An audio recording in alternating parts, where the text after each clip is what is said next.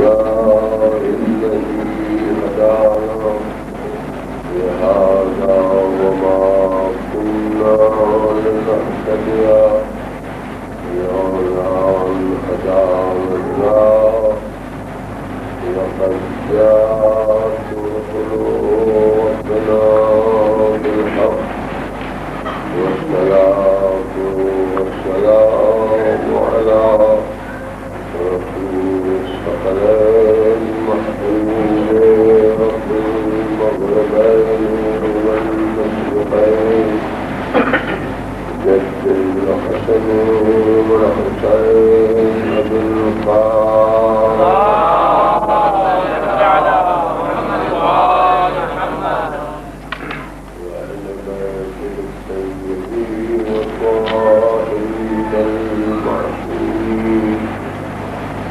لعنة الله على أعدائهم أجمعين من يومنا هذا إلى يوم الدين أما بعد فقد قال الله سبحانه تبارك وتعالى في كتابه المجيد والفرقان الحميد بسم الله الرحمن الرحيم إنما يريد الله ليذهب عنكم الرجس أهل البيت ويطهركم تطهيرا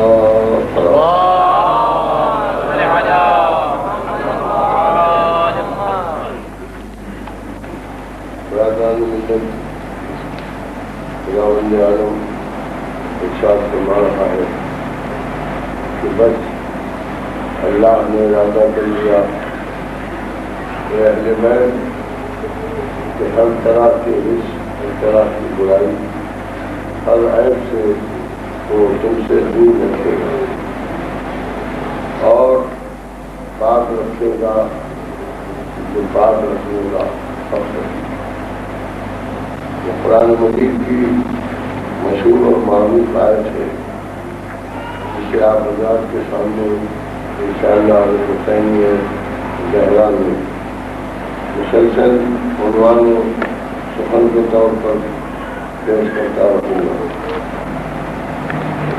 اور آپ حضرات انشاءاللہ وقت سے تشریف لاتے رہیں گے تو خدمت کا موقع ملتا ہے بانی ادا بانی مدارس جناب حسین سادوانی صاحب نے ابھی مجھ سے ارشاد فرمایا کہ بعض لوگوں کے اصرار پر کہ انہیں دور جانے میں واپس جانے میں زحمت ہوتی ہے، اس لیے یہ مجلس انشاءاللہ کل سے ان کی فرمائش کے مطابق ٹھیک 9:30 بجے شروع ہو جائے گی، یعنی میں 9:30 بجے ممبر پر حاضر ہو جاؤں گا۔ لیکن یہ بات بھی اس بات سے مشروط ہے کہ اس سے قبل کی جو مجالس ہیں وہاں بھی آپ حضرات وقت سے پہنچ جائیں تاکہ ہر جگہ ذکر ہدایت اور ذکر امام منظور ہو بھی سکے اور اس میں کوئی کمی واقع نہ ہو۔ صلوات دیتے ہیں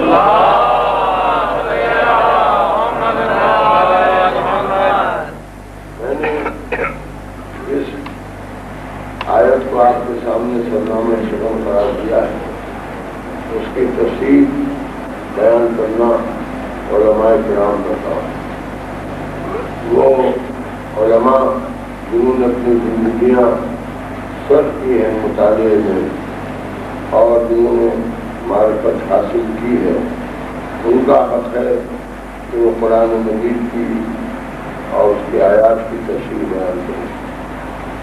میں نے تو آپ کے سامنے اس آیت کو صرف اس لیے سرنامہ شکم قرار دیا ہے کہ میرا موضوع ہے عظمت اہل بیت، کہ اہل بیت طیبین و طاہرین کی کیا عظمت ہے۔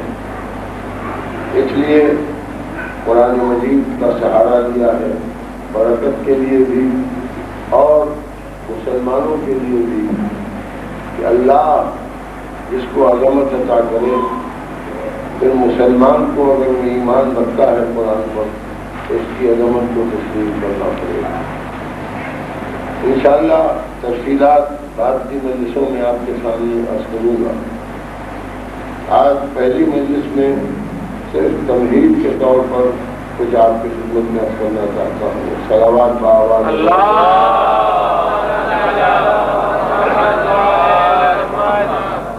اور وہ تمہید یہ ہے کہ جہاں تک اہل بیت طیبین و طاہرین کا تعلق ہے، آپ تو الحمدللہ محبان اہل بیت ہیں، اہل بیت کے چاہنے والے، اور اہل بیت کے چاہنے والے اور اہل بیت کے ماننے والے مختص اور مخصوص ہو گئے، یعنی مورخین بھی اور آج کل کے فکر رکھنے والے علماء اسلام بھی اکثر یہ کہتے ہیں یہ اہل بیت والے، یہ اہل بیت کے چاہنے والے، یہ تو صرف اہل بیت کو مانتے ہیں۔ اس کا مطلب یہ ہے کہ عالم اسلام میں کچھ لوگ ہیں جو اہل بیت کو چاہتے ہیں، اہل بیت کو مانتے ہیں، حالانکہ سارے ہی مسلمانوں کو اہل بیت کو ماننا چاہیے تھا اور چاہنا چاہیے۔ کیوں مختص ہو گئے کچھ لوگ؟ سوال ان سے نہیں کیا جانا چاہیے جو اہل بیت کو چاہتے ہیں، سوال تو ان سے ہونا چاہیے جو نہیں چاہتے۔ جب خداوند عالم نے جناب آدم کو خلق فرمایا اور یہ ارشاد فرمایا کہ جیسے ہی میں اپنی روح پھونک دوں جسد آدم میں، تم سب اپنی پیشانیاں جھکا دینا سکتے ہیں آدم کے سامنے، تو سارے فرشتوں نے جھک کے سجدہ کیا، جناب آدم کے سامنے پیشانی جھکائی اور جناب آدم کی تعظیم کی۔ تو خداوند عالم نے فرشتوں سے نہیں پوچھا کہ تم نے کیوں سجدہ کیا، فرشتوں سے سوال نہیں کیا اللہ نے قرآن مجید میں کہ تم نے آدم کے سامنے سر کیوں جھکایا، تم نے کیوں پیشانیاں خم کر دی آدم کے سامنے، اس سے پوچھا جس نے سر نہیں جھکایا۔ ابلیس سے پوچھا کہ تو نے سر کیوں نہیں جھکایا۔ تو سیرت اللہ تو یہ ہے کہ اللہ جسے عظمت عطا کرے، اللہ جسے مرتبہ عطا کرے، اللہ جس کی تعظیم کا حکم دے تو ہر مخلوق پر فرض ہے کہ وہ اس کی تعظیم کرے۔ تو تعظیم کرنے والوں سے نہیں پوچھا جائے گا کہ تم تعظیم کیوں کرتے ہو، جو تعظیم نہیں کرے گا اس سے سوال ہوگا کہ تم تعظیم کیوں نہیں کرتے۔ اسی لیے قرآن نے ابلیس سے پوچھا ماں منع کا، تمہیں کس نے منع کیا، کس چیز نے روک دیا تمہیں سجدے؟ تو وہی میں آج برادران اسلامی سے کہتا ہوں کہ جو اہل بیت کی عظمت کرتے ہیں، احترام کرتے ہیں، اہل بیت کے آستانوں پر ان سے منسوب عمارتوں کے سامنے سر جھکاتے ہیں، ان سے نہ پوچھئے کہ تم سر کیوں جھکاتے ہو، جو نہیں جھکاتا اس سے پوچھئے کہ تمہیں کس چیز نے منع کیا۔ صلوات دے دیجیے۔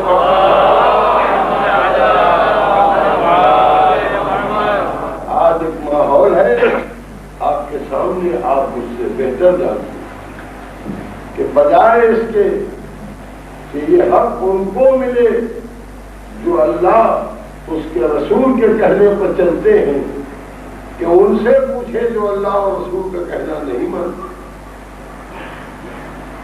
وہ جو اللہ اور رسول کا کہنا نہیں مانتے وہ ان سے پوچھ رہے ہیں جو اللہ اور رسول کا کہنا مانتے ہیں۔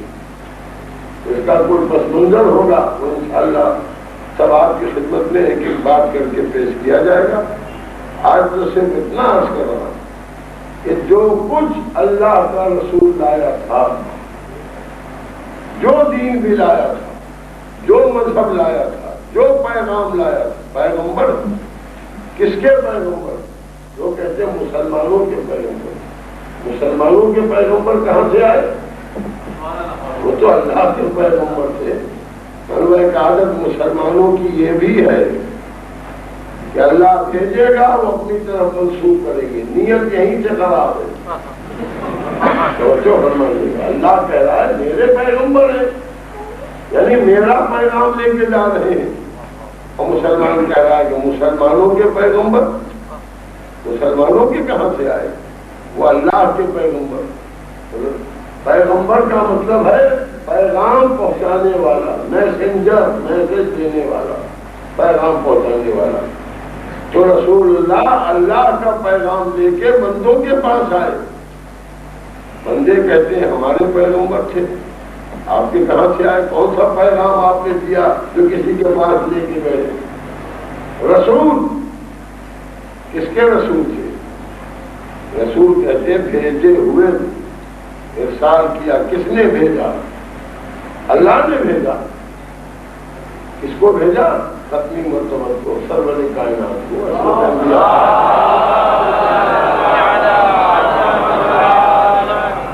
اور مسلمان لکھ بھی جاتا ہے اور کہہ بھی جاتا ہے ہمارے رسول، مسلمانوں کے رسول۔ بھئی آپ کے رسول نہیں ہیں، آپ کے بھیجے ہوئے نہیں ہیں، آپ نے کس کے پاس بھیجا؟ اللہ نے انہیں بھیجا تھا آپ کے پاس، اللہ کے رسول تھے۔ تو وہ رسول بھی اللہ کے تھے، پیغمبر بھی اللہ کے، نبی ہمارے نبی، آپ کے نبی کہاں سے آئے؟ نبا کہتے ہیں خبر کو، نبی کہتے ہیں خبر دینے والے کو۔ تو وہ کیا خبر لے کے آئے تھے؟ اللہ کے اخبار، اللہ کی خبریں لے کے بندوں تک پہنچانے کے لیے آئے تھے۔ آپ کہتے ہیں ہمارے نبی، وہ اللہ کے رسول تھے بھیجے ہوئے، وہ اللہ کے نبی تھے، اس کی خبریں ہم تک پہنچانے کے لیے آئے تھے۔ وہ اللہ کے پیغمبر تھے، اللہ کا پیغام لے کے آئے اور انہیں کہہ دیا کہ ہم کو کوئی مطلب نہیں ہے، ہمیں کوئی تعلق نہیں ہے سوائے اس کے کہ ہم تبلیغ کریں۔ ہمارا کام تم تک پیغام پہنچا دینا، ہمارا کام تم تک وہ آواز سنا دینا ہے جو اللہ نے بھیجی ہے تمہارے۔ اب تمہارا جو بھی چاہے کرو، لا اکراہ فی الدین، دین میں کوئی جبر نہیں ہے۔ ہمارا کام ختم ہوا، ہم نے سب کچھ تم تک پہنچا دیا۔ اب عمل کرو گے، عقیدہ صحیح رکھو گے، جزا پاؤ گے، نہ عمل کرو گے سزا پاؤ گے۔ اب تم جانو تمہارا خدا جانے۔ صلوات بھیج دیجیے۔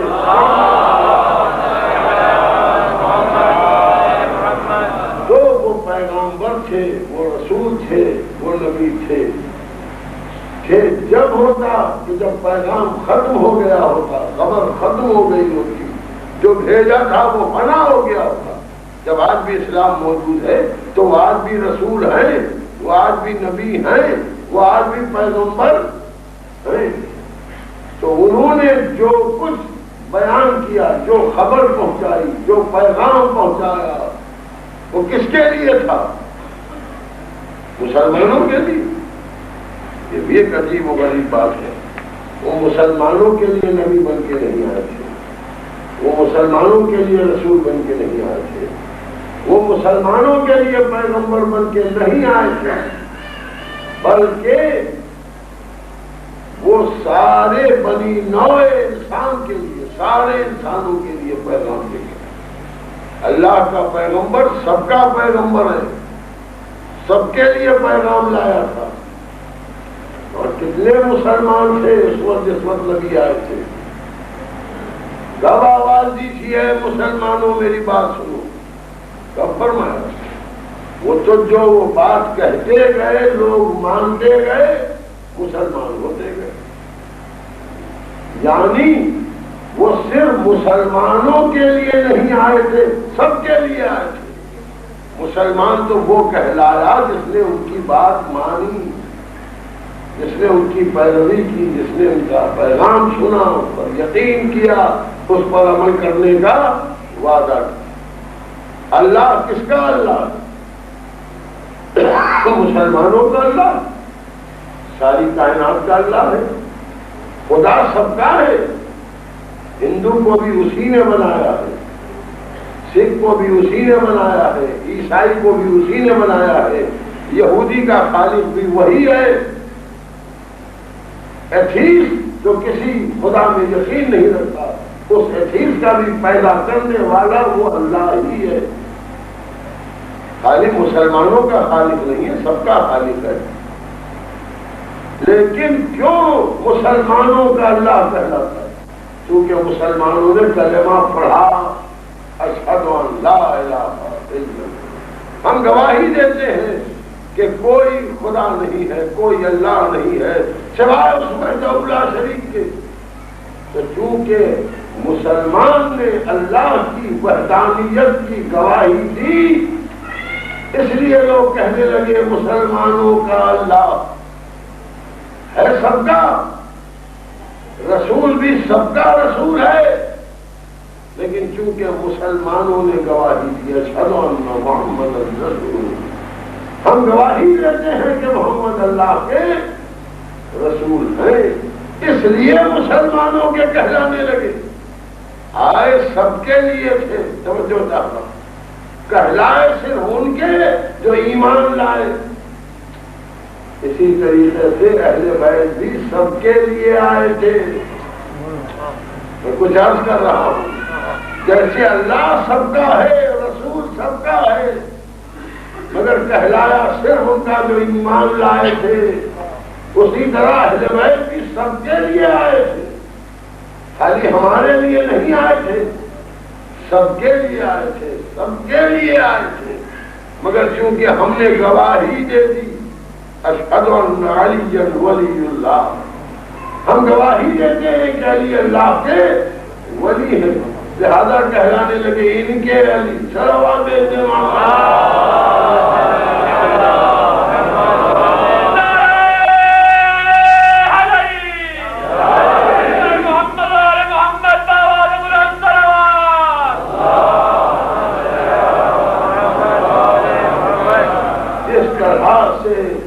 اشہد ان لا الہ الا اللہ کہنے کے معنی یہ نہیں ہے کہ آج کوئی خدا نہیں ہے، آج کوئی اللہ نہیں ہے سوائے وحدہ لا شریک کے، آج نہیں۔ لا الہ الا اللہ کے کہنے کے معنی یہ ہے کہ ہم آج اقرار کر رہے ہیں، مگر جس بات کا اقرار کر رہے ہیں وہ صرف آج نہیں ہے، کبھی بھی کوئی اللہ نہیں تھا سوائے اس کے۔ لا الہ الا اللہ کا یہ مطلب نہیں ہے کہ اب تک تو کوئی اللہ نہیں ہے سوائے اس کے، ممکن ہے کل کوئی اور اللہ پیدا ہو جائے۔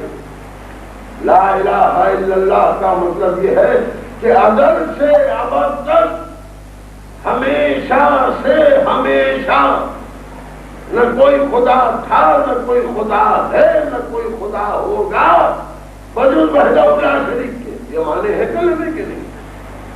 اشہد ان محمد رسول اللہ، ہم گواہی دیتے ہیں کہ جناب محمد مصطفیٰ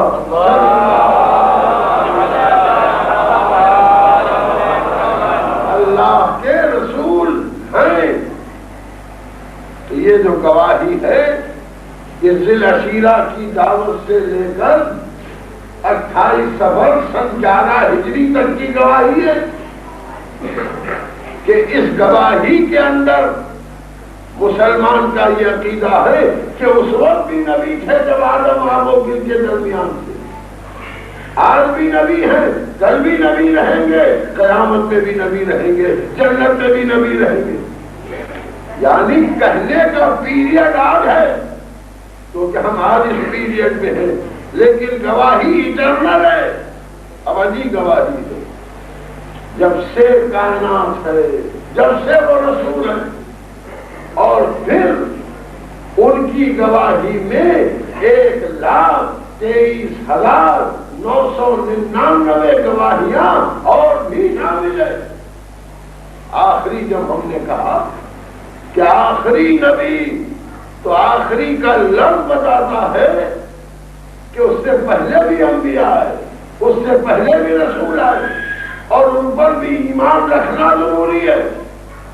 اگر ایک نبی کا بھی کوئی مسلمان انکار کرے گا، مسلمان نہیں رہے گا۔ کوئی کہے کہ ہم تو حضور کو مانتے ہیں، آدم کو تو ہم کچھ سمجھتے ہی نہیں، کیونکہ آپ مسلمان رہے ہی نہیں۔ کیونکہ ہم حضور کو مانتے ہیں، ہم نوح کو نہیں مانیں گے، ہم ابراہیم کو کیا جانے، ہم موسیٰ کو کیا جانے، ہم عیسیٰ کو کیا جانے۔ تو سکتا، آپ کچھ بھی نہیں جانتے۔ ارے بھائی ان سب کا ایمان رکھنا ہے، سب پر ایمان رکھنا ہے، آخر میں حضور پر ایمان لانا۔ اب ٹھیک ہے حضور پر ایمان لائے، لیکن بعد میں اور بھی نبی ہو سکتے ہیں، ہو سکتا ہے کل میں دعوی نبوت کر دوں، تو اب تک کوئی نہیں ہے، اب تک آخری ہے، اب تک آخری ہے، کل کا حال خدا جانے۔ کیسی باتیں کرتے ہیں آپ؟ آخری کا مطلب یہ ہے کہ اس کے بعد کوئی نبی نہیں ہوگا۔ میں عرض یہ کر رہا ہوں کہ جس سیکنڈ میں کلمہ پڑھا جاتا ہے اسی سیکنڈ کی وٹنس نہیں ہوتا کلمہ، بلکہ اس کے معنی میں ابتدا سے انتہا تک شامل ہے۔ ویسے ہی ہم جو کہتے ہیں اشہد ان علی ولی اللہ، علی اللہ کے ولی ہیں، تو یہ آج اس وقت کے لیے اقرار نہیں کر رہے، بلکہ جب سے کائنات ہے جب سے علی اللہ کے ولی ہیں، اور جب تک کائنات رہے گی ولی رہیں گے، پھر جنت میں بھی ولی ہی ہوں گے۔ یہ ہوتا یہ نہیں ہے کہ آج ہے کل نہیں، اتنے دن کے لیے ہے اتنے دن کے لیے نہیں۔ صلوات بھیجے محمد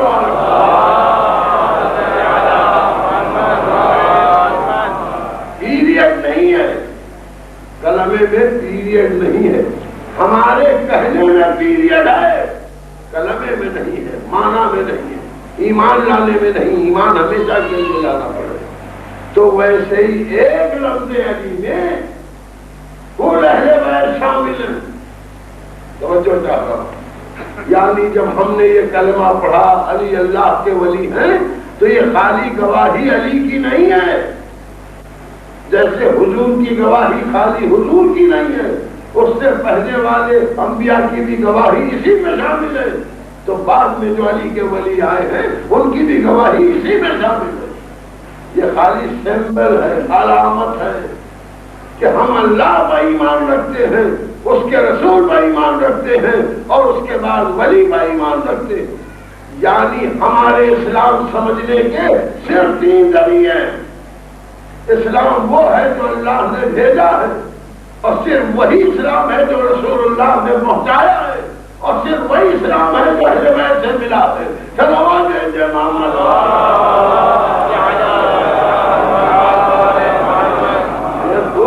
وہی اسلام ہے جو اہل بیت سے ملا ہے۔ اہل بیت کے علاوہ جو ملے وہ اسلام نہیں ہے، رسول کے علاوہ جو ہو وہ اسلام نہیں ہے، اللہ کے فرمان کے علاوہ جو ہو وہ اسلام نہیں ہے۔ تو اہل بیت سب کے لیے، رسول سب کے لیے، اللہ سب کے لیے، کہلاتا ان کا ہے جو ایمان لاتے ہیں۔ تو کیا اللہ کو صرف مسلمانوں ہی کو ایمان لانا چاہیے تھا؟ کہ نہیں بھائی، ایمان تو سب کو لانا چاہیے تھا۔ سب کیوں نہیں لائے؟ کہ ان کی اپنی اپنی سمجھ، اپنا اپنا مقدر۔ تو چونکہ عیسائی، یہودی، اہل ہنود نہیں مانتے اللہ کو ایک، تو وہ ایک نہیں رہا۔ تو ایک ہے ہی ہے، نہیں رہا کیا مطلب؟ جناب مانتے نہیں لوگ، نہ مانے، کسی کے ماننے نہ ماننے سے حقیقت نہیں مانی جاتی۔ پھر کیا ہے؟ کافر ہیں، یہ لفظ کہاں سے لایا؟ کہ کافر کے معنی ہے انکار کرنے والے، جو انکار کرے حق کا وہ کافر ہے۔ تو نہ مان کے انسان کافر ہو جاتا ہے، اور مان کے انسان مسلم ہو جاتا ہے۔ خدا کی ذات پر کوئی اثر نہیں پڑتا، وہ تھا، وہ ہے، وہ رہے گا، ایک تھا، ایک ہے، ایک ہی رہے گا۔ خالق کائنات تھا، خالق کائنات ہے، خالق کائنات رہے گا۔ جو مانے گا مسلم کہلائے گا، جو نہ مانے گا کافر کہلائے گا۔ اللہ کا رسول کہاں مانا سب نے؟ سوائے مسلمانوں کے، عیسائیوں نے کب مانا، یہودیوں نے کب مانا، بدھسٹ نے کب مانا، ہندوؤں نے کم مانا. ذرا آپ ٹوٹل جوڑ کے دیکھیے کہ اس زمین پر بسنے والے انسانوں میں کتنے اللہ کے رسول کو رسول مانتے ہیں اور کتنے نہیں مانتے. میجارٹی ماننے والوں کی ہے کہ نہ ماننے والوں کی؟ تو آپ کہیں گے میجارٹی نہ ماننے والوں کی. تو چونکہ اکثریت ان کو رسول نہ ماننے والوں کی ہے لہذا وہ رسول نہیں ہے. کہ وہ تو رسول ہے. اب اکثریت نہیں مانتی تو کوئی کیا کرے؟ اور اقلیت کے ماننے کی وجہ سے نہیں ہے. یہ اقلیت کا شرف ہے کہ وہ مانتی ہے، نبی کا شرف نہیں ہے. اسی طرح سے اہل بیت بھی سب کے لیے آئے. اگر مسلمانوں کی اکثریت نہیں مانتی نہ مانے. کسی کے ماننے سے اہل بیت پر اثر نہیں پڑے گا، کسی کے نہ ماننے سے اہل بیت پر اثر نہیں پڑے گا، کیونکہ وہ سب کے لیے ہے. اللہ سب کے لیے، رسول سب کے لیے، اہل بیت سب کے لیے. جس نے مانا وہ مسلم کہلایا اور جس نے نہیں مانا وہ کافر کہلایا. ماننے والے نہ ماننے والے پر ہوگا. جس چیز کو ماننا ہے اس پر کوئی اثر پڑنے والا نہیں ہے.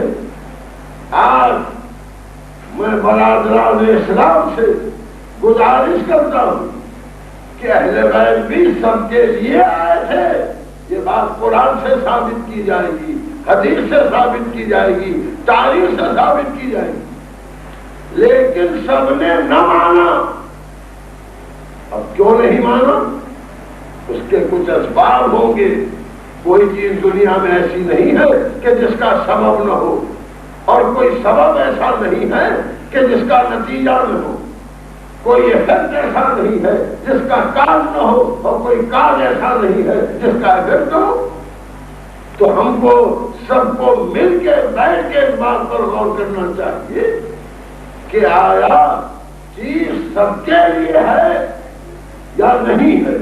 اگر سب کے لیے ہے تو سب کو ماننا پڑے گا، اور جو مانے گا فائدے میں رہے گا، جو نہ مانے گا نقصان میں رہے گا.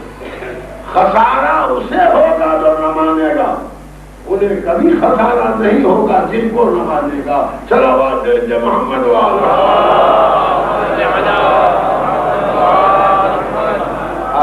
آپ تمہید کو غور سے سماعت فرما لیں. کل سے انشاءاللہ اسی تمہید کے ذہن میں گفتگو شروع ہوگی.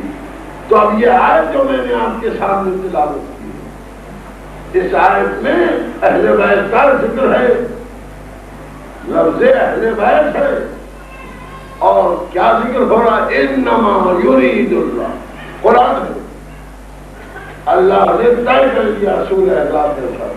بس انما، بس صرف اور بس صرف یہی کہ اللہ نے ارادہ کر لیا. لِيُذْهِبَ عَنْكُمُ الرَّجْسَ، یعنی تم سے دور رکھے، ہٹائے رکھے، تم تک نہ آنے دے. کس چیز کو؟ رزق کو، برائی کو، عیب کو، نجاست کو تم تک نہ آنے دے. یہ اللہ نے ارادہ کر لیا. اے اہل بیت، قرآن کا لفظ ہے. تو اگر اہل بیت نہیں تھے تو قرآن میں لفظ کیسے آیا؟ لفظ بتا رہا ہے کہ کچھ لوگ ہیں جنہیں قرآن اہل بیت کہہ رہا ہے. اہل بیت کہہ رہا، نام نہیں لے رہا ہے کسی کا، گھر والے کہہ رہا ہے. اے اہل بیت، اے گھر والوں، یہ ارشاد ہو رہا ہے. اور پاک رکھے جو پاک رکھنے کا حق ہے. اہل بیت کا لفظ بیچ میں ہے، رزق کا لفظ پہلے ہے، طہارت کا لفظ بعد میں ہے. اور یہ ارادہ کس کا ہے؟ اللہ کا ارادہ. اب جو بھی اہل بیت ہوں وہ گفتگو تو بعد میں آئے گی. جو بھی اہل بیت ہوں یہ ماننا پڑے گا ان تک رزق نہیں آ سکتا نا. تو یہ بھی بات طے ہو گئی کہ جس تک رزق آ جائے وہ اہل بیت نہیں. صلوات محمد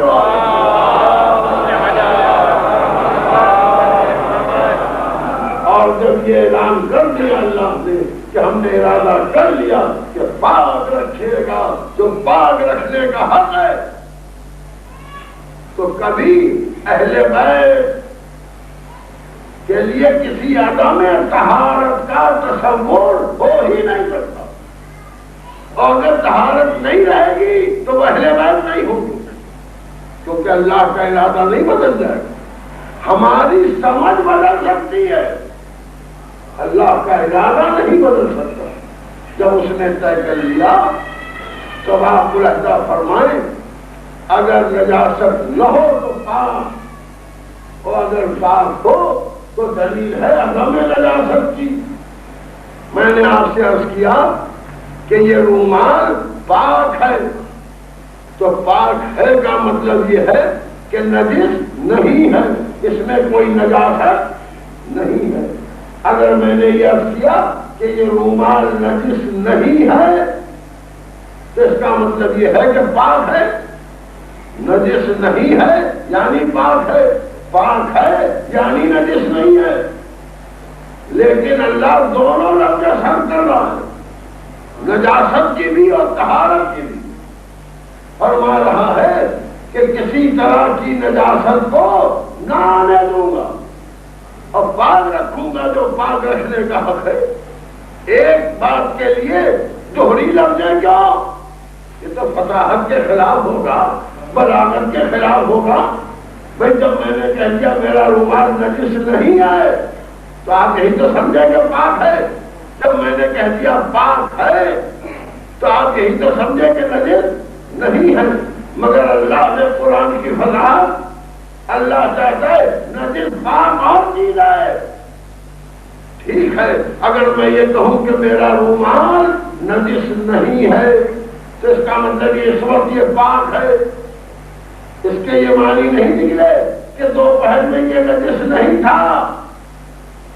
ہو سکتا ہے نجس ہو گیا ہو اور میں نے دھو کے پاک کیا ہو اور کہہ رہا ہوں یہ میرا رومال نجس نہیں ہے۔ خالی نجس نہیں ہے کہنے کا یہ بھی مطلب ہو سکتا ہے کہ کل نجس تھا آج نجس نہیں ہے، صبح نجس تھا اس وقت نجس نہیں ہے، مجلس میں آنے سے پہلے ہو سکتا ہے کہ نجس رہا ہو اب اس وقت نجس نہیں ہے۔ توجہ فرما رہے ہیں۔ اور اگر میں کہوں یہ رومال پاک ہے تو اس کے معنی ہے کہ نجس نہیں ہے، مگر ضمانت نہیں ہے کہ کل بھی نجس نہ ہوگا، گر جائے گا ہاتھ سے نجاست کی جگہ پر تو نجس بھی ہو جائے گا۔ آپ نے کہا آپ تو کہہ رہے تھے پاک ہے، تو میں نے کہا جب میں نے کہا تھا تو پاک تھا، اب تو میں نہیں کہہ رہا ہوں، اس لیے دونوں لفظ استعمال کر دی کہ اللہ نجاست کو ان تک آنے ہی نہ دے گا، یعنی یہ وہ پاک نہیں ہے جو کبھی نجس کبھی پاک، یہ وہ پاک ہے جو پاک ہی پاک۔ صلوات محمد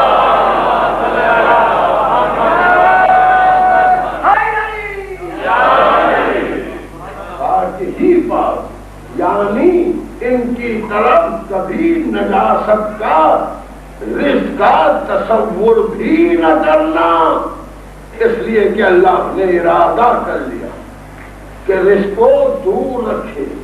اچھا ارادہ بھی ہمارا آپ کا ارادہ نہیں ہے، تمہارے آپ کے ارادے کا کیا ٹھیک ہے؟ مولا نے فرمایا ہے کہ ہم اللہ کو اپنے ارادوں کے ٹوٹنے سے پہچانا، یعنی بندے کا ارادہ کوئی ارادہ نہیں ہے، ہمارا آپ کا ارادہ ٹوٹ بھی سکتا ہے، مگر اللہ کا ارادہ جو اللہ ارادہ کر لے اس کے بریک ہونے کا سوال ہی ہے۔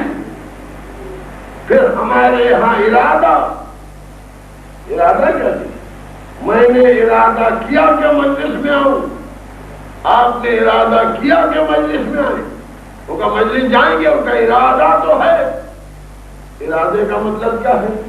کہ عمل نہیں ہے، ارادہ ہی ہے۔ عمل کے وقت عمل ہو سکے یا نہ ہو سکے، میں آ سکوں یا نہ آ سکوں، آپ آ سکے یا نہ آ سکے، کیا ضمانت ہے؟ لہذا لفظ ارادہ استعمال ہوتا ہے، اس لیے کہ ہم قادر مطلق نہیں ہیں، لیکن جب اللہ کہہ دے کہ ارادہ تو اس کا ارادہ ہی فعل ہے، کیونکہ اس کا فعل کبھی فعل نہیں ہوتا۔ صلوات بیٹے محمد والا، ایک فعل فعل عین لام، اور دوسرا فعل جو میں نے کہا ہے فعل آئی ہے فعل ناکامی، تو ہمارا فعل تو فعل ہو جاتا ہے، لیکن اللہ کا فعل فعل نہیں ہو سکتا۔ اس کا جو ارادہ ہے وہ مسمم ہے، اس کو کوئی توڑنے والا نہیں ہے، اس کو کوئی بریک کرنے والا۔ اگر مسلمان اس کے ارادے کو توڑیں گے تو مسلمان ٹوٹ جائیں گے، ارادہ نہیں ٹوٹے گا، مسلمانوں میں بریک ہو جائے گا۔ توجہ چاہتا ہوں، مسلمانوں میں دو ٹکڑے ہو سکتے ہیں، اللہ کے دو نہیں ہو سکتے۔ جب سخت چیز پر کوئی کمزور چیز ماری جاتی ہے تو سخت کو نقصان نہیں پہنچتا، کمزور کو نقصان پہنچتا۔ اگر میں اس نیت سے کہ اس پائے کو، اس ستون کو، اس پلر کو توڑ دوں اور جا کے اپنا سر دے ماروں کہ یہ ٹوٹ جائے، کیا ٹوٹے گا؟ پلر ٹوٹ جائے گا، سر ٹوٹ جائے گا، کیوں؟ وہ زیادہ مضبوط ہے اس سر سے۔ تو جو بھی مسلمان اللہ کے ارادے کو توڑنے کی کوشش کرے گا خود ٹوٹ جائے گا، ارادہ نہیں ٹوٹے گا۔ یعنی جو بھی اہل بیت سے ٹکرائے گا خود مٹ جائے گا، اہل بیت نہیں مٹ سکتے۔ صلوات بھیجے محمد اللہ۔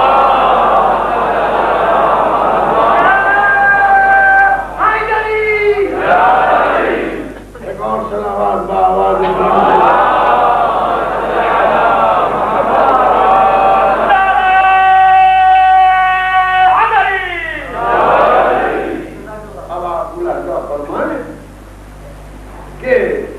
اللہ نے ارادہ کر لی کہ رزق کو دور رکھے اور پاک رکھے، اہل بیت جو پاک رکھنے کا حق ہے۔ تو کتنی باتوں پر اس مجلس میں ہمیں گفتگو کرنا ہے؟ اللہ، اس کا ارادہ، پھر رزق، اور پھر دور رکھے، توجہ کرو، دور رکھے، اور اہل بیت، اور پھر پاک رکھے، جو پاک رکھنے کا حق ہے۔ نہ ابتدا میں کوئی پیریڈ ہے، نہ انتہا میں، توجہ چاہتا ہوں۔ اور اللہ بھی ہمیشہ سے ہے اور ہمیشہ سے رہے، یعنی جب سے اس کے علم میں اہل بیت تھے،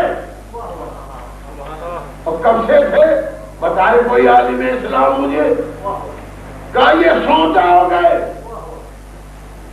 یعنی اللہ کے لیے پیریڈ سوچا اور کام سے لگے، کافر ہو گئے۔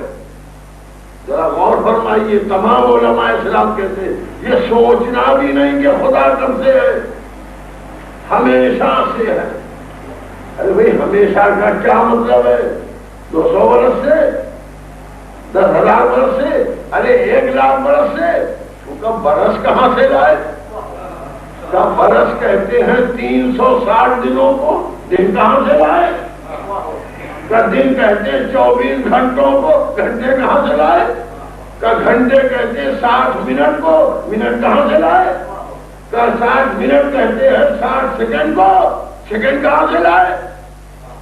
یہ زمین جو گھوم رہی ہے اسی سے تو سیکنڈ ہے، اسی سے تو منٹ ہے، اسی سے تو گھنٹہ ہے، اسی سے تو سال ہے۔ زمین ہی نہ تھی، کہاں کا سیکنڈ اور کہاں کا منٹ؟ توجہ چاہ رہا ہوں، اس میں انشاءاللہ اسپیس اور ٹائم کی تھیوری بھی آپ کے سامنے رکھوں گا کہ اسپیس کیا ہے، ٹائم کیا ہے۔ ارے حضور خدا لامحدود ہے، تو جب معبود لامحدود ہے تو اس کا ارادہ بھی لامحدود ہے، تو اہل بیت کی طہارت بھی لامحدود ہے۔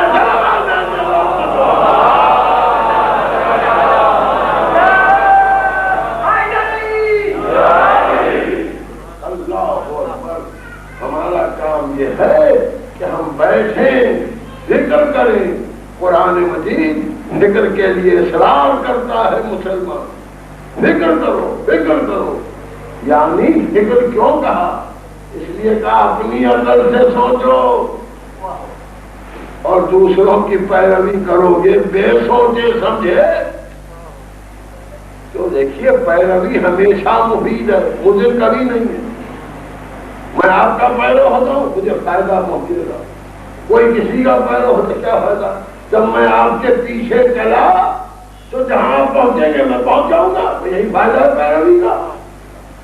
تو پیروی تو کسی کی جا سکتی ہے افیکٹو آگی، جہاں وہ پہنچے گا وہیں تو پہنچ جاؤ گے.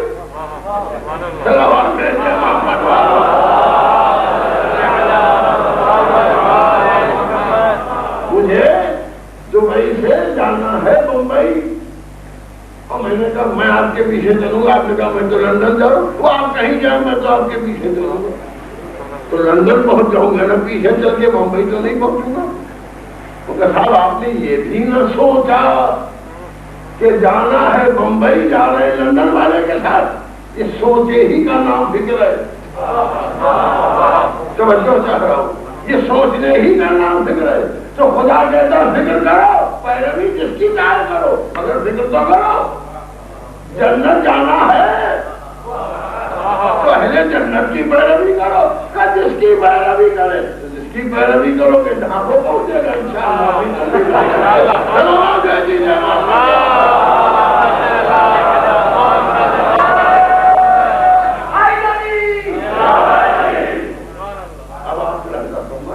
تاریخ میں آپ دیکھ لیجیے کہ جنہوں نے اہل بیت کی پیروی کی وہ 10 محرم کو حسین ابن علی کے ساتھ تھے،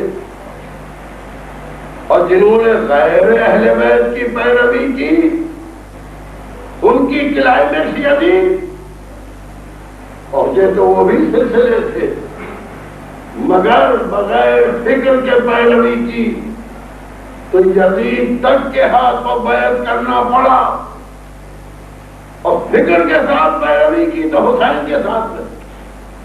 کسی نے سوچا، حبیب نے سوچا، زہیر نے سوچا، توجہ کر، مسلم ابن اوسجا نے سوچا. ذرا فکر کیجیے کہ بھئی ہم اب کیا فکر کریں، ایسے کی پیروی کر لی ہے. توجہ کر، اب کسی بات کی فکر نہیں، یعنی جو حق پر آ گیا فکر کر کے اسے بار بار فکر نہیں کرنا پڑتی. توجہ کر، ایئرپورٹ پر پہنچ کے یہ فکر ہے کہ جہاں جانا ہے وہاں پلین کون سا جا رہا ہے، اور جب صحیح پلین میں بیٹھ گئے تو پہلے کی فکر وہ تو جائے گا وہیں.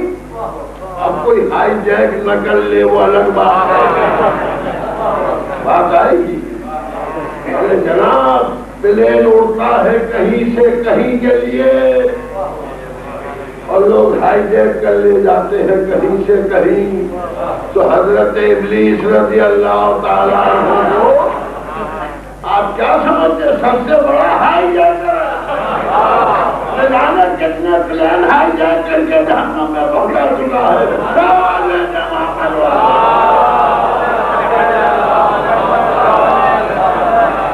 انشاءاللہ تفصیل آئے گی تو آپ کو زیادہ نسخائے گا. تو کربلا میں 72 میں کسی نے نہ سوچا، کیونکہ پیروی بے سوچے سمجھے نہیں. تو ہم سے نہ کہو کہ سوچو، تم سوچو. میں کیا کہہ رہا ہوں، ہم تو وہ کر رہے ہیں جو اللہ کا حکم ہے، اس کے رسول کا حکم ہے.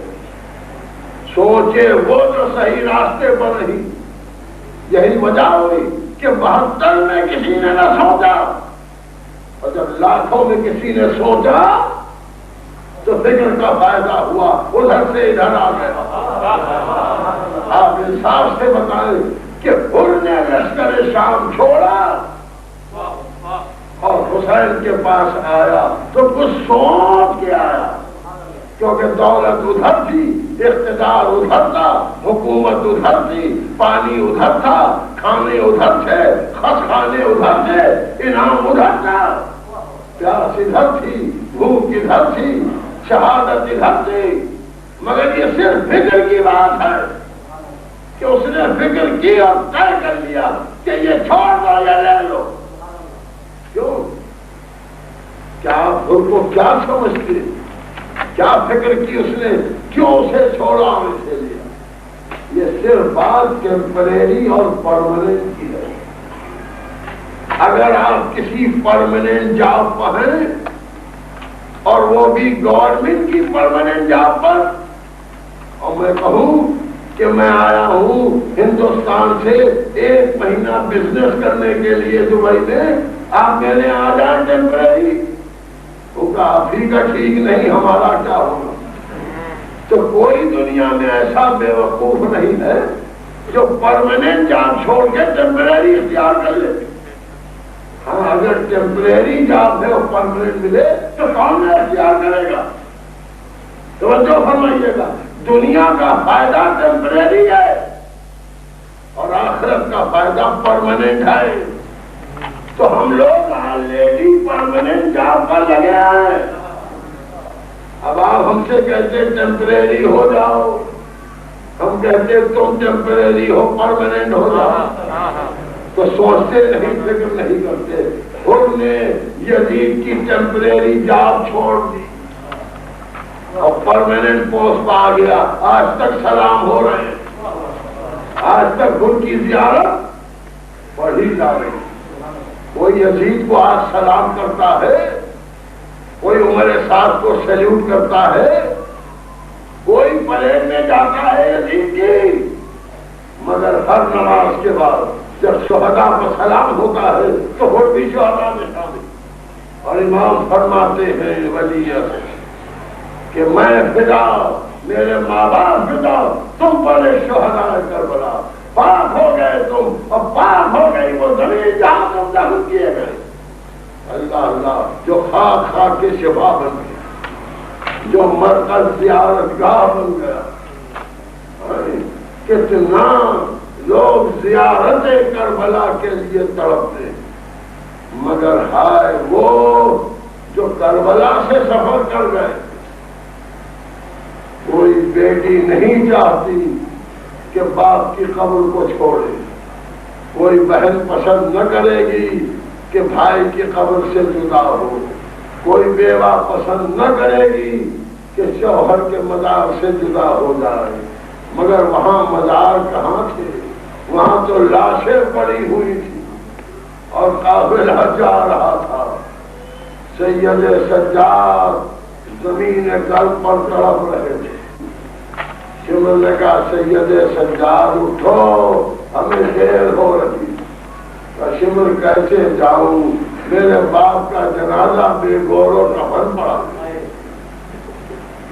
جناب زینب کے پاس آیا شمر، ابھی بھی اپنے بھتیجے سے کہیے چلے ورنہ میں آپ کو تعزیہ لگاؤں گا.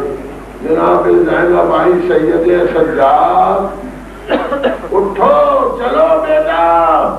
کہ اماں کیسے جاؤں، باپ کا اور ساتھیوں کا جنازہ پڑا ہے، کون جواب دے، کون کہے ہو، کیا کہے.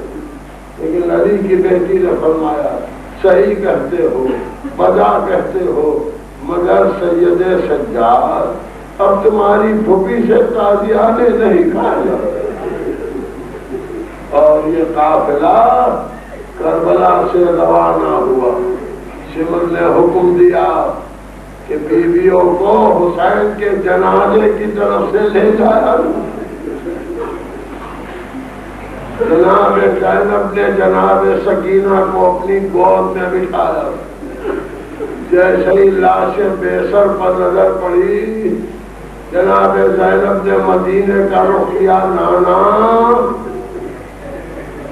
نانا ہم اسیر ہو کے جا رہے ہیں، نانا آپ کے جنازے پر ملائکہ نے نماز پڑھی تھی.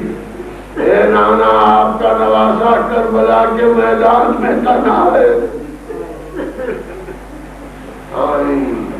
کوفہ، کبھی کوفے کے بازار، کبھی ابن زیاد کا دربار، کبھی شام کا بالار، کبھی شام کا دربار، اور پھر شام کا قید خانہ۔ یہ اسیر گھر نہیں جا رہے، مدینے نہیں جا رہے، اور ان میں سب سے زیادہ تمنا گھر جانے کی بی بی سکینہ۔ آج ہماری مائیں اور بہنیں اس معصوم بچی کا تابوت اٹھائیں۔ اس لیے میں مجلس کو شہزادی کے ذکر پر تمام کروں گا۔ لکھا ہے کہ جب شام کو طائر اڑ کے جاتے قید خانے پر تھے تو پوچھتی بھولی اماں یہ طائر کہاں جا رہے ہیں؟ بیٹا یہ اپنے بسیرے کو جا رہے ہیں، اپنے آشیانے کو جا رہے ہیں۔ تو پوچھتی تھی بھولی اماں ہم مدینے کب جائیں گے؟ اللہ ایک روایت نہیں ہے، متعدد روایات۔ شروع سے وہاں بھی یہ فقرہ جناب سکینہ کا ملتا ہے۔ جب حسین رخصت کے لیے آئے اور جا رہے تھے تو سکینہ نے کہا تھا بابا ہمیں مدینے پہنچا دیجیے۔ بھائی سب آ گئے مدینے، قید خانے سے چھوٹ گئے، مگر وہی بچی نہیں آئی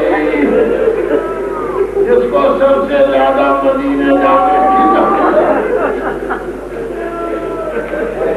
یہی تو وجہ ہے کہ جب جناب زینب کربلا تشریف لائی تو کہا بھیا تم نے جن کو میرے سر ووٹ کیا تھا میں سب کو لے آئی، مگر بھیا تمہاری لاڈلی سکینہ نہیں آئی۔ جزاکم ربکم، خدا آپ کو کسی غم میں نہ رلائے۔ انصاف سے بتائیے آپ صاحب اولاد ہیں، اگر کوئی بچی باپ سے فرمائش کرتی گھر والوں سے کہتی ہے تو کیسا دل پستا ہے، کچھ بھی کرو بچی کی فرمائش پوری کرو۔ ہائے بی بی زینب، فرمائش بھی کیا پھوپھی اماں پیاسے ہے؟ فرماتی ہے سکینہ پانی کہاں ہے؟ اللہ اللہ، جناب سکینہ کا نام اب تنہا نہیں لیا جاتا۔ کربلا کے بعد سے چچا بھتیجی، اسی لیے جہاں آپ کو عباس کا علم نظر آئے گا سکینہ کا مشکیزہ بھی نظر آئے گا۔ یہ چچا کی محبت ہے بھتیجی سے، ایسا لگتا ہے کہ ابھی عباس سکینہ کو کلیجے سے لگائے۔ جزاکم ربکم، قید خانہ شام، کیسا قید خانہ؟ آج کا سا نہیں، ٹوٹا سا گھر، دن بھر کی دھوپ رات بھر کی اوس، رات بھر جناب سکینہ باپ کو یاد کر کے رو۔ ایک شب آئی قید خانے میں کہ جناب سکینہ سو گئی۔ بیویوں کو حیرت بھی ہوئی، اطمینان بھی ہوا کہ چلو آج بچی سو گئی، مگر کتنی دیر؟ تھوڑی دیر کے بعد اٹھی اور پورے قید خانے میں گھومنا شروع کی۔ تو بھی اماں میرے بابا کہاں گئے؟ بھیا سید سجاد میرے بابا کہاں گئے؟ ماں کے پاس آئی میرے بابا کہاں گئے؟ سمجھ گئی سکینہ نے خواب دیکھا ہے، ایک بیوی گود میں اٹھا رہی ہے، سکینہ بابا تمہارے شہید ہو گئے۔ نہیں نہیں پھوپھی اماں ابھی بیٹھے تھے، ابھی میں گود میں تھی، مجھے پیار کر رہے۔ میں نے بابا سے بہت شکایت کی کہ مجھ سے قید خانے کی مصیبت نہیں اٹھائی جاتی۔ ابھی میرے باپ نے مجھ سے کہا سکینہ ہم تمہیں لینے کے لیے، یہ کہہ کے رونا شروع کیا، خواب پر رخسارا رکھ دیا۔ ایک مرتبہ جناب زینب نے آواز دی سید سجاد ذرا جلدی آؤ. امام نے ہتھکڑی بیڑی سنبھالی, قریب آئے. پھوپھی اماں کیا ہے؟ کیا ذرا سکینہ کو دیکھو, اب جو سید سجاد جھکے گا. پھوپھی اماں بابا سکینہ کو لے گئے. پھوپھی اماں سکینہ مر گئی. گل ہو گیا شراب حرم قید شام میں. بیویوں میں رونے کا بحران برپا ہوا. کہ سید سجاد اب کیا کرو گے؟ کہ پھوپھی اماں دیکھیے یہ کہہ کے خاک ہٹائی, ایک قبر تازہ تیار نکلی. کہ میری بہن شہید ہوئی ہے, اس کا پرتائی اس کا کفن ہے, اس پر لہو کے دھبے بھی ہیں. اللہ اللہ. اچھا سید سجاد تم قبر میں اتر جاؤ, میں سکینہ کا جنازہ تمہیں دے دوں, تم سپرد لحد کرو. کا پھوپھی اماں عورتیں جنازے نہیں اٹھاتی. کا بیٹا پھر اکیلے کیسے دفن کرو گے؟ یہ کہہ کے جھکے, بہن کو ہاتھوں پر اٹھایا, قبر کے قریب آئے. قبر سے دو ہاتھ نکلے, آواز آئی لاؤ میری بیٹی کو مجھے دے دو.